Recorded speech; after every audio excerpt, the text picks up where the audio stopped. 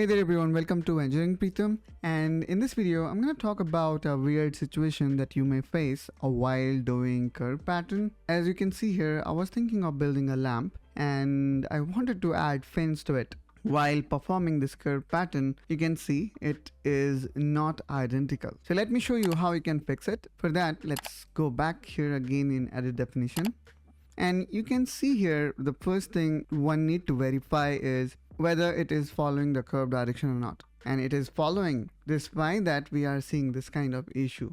Alright, so now let's talk about how we can fix it. For that, you need to select this option which says use alternate origin. Okay, and then what here I did is if I actually show you this complete preview of pattern, you will see this pattern is actually on the top. Now the thing is, the fin actually originate from here. So what I did here is I have added a point here. All right, now we need to simply click on use alternate origin and then need to select the point. Now you can see the pattern perfectly follow the curve. Now you can make other adjustment as needed, and now let's click OK, and there you go.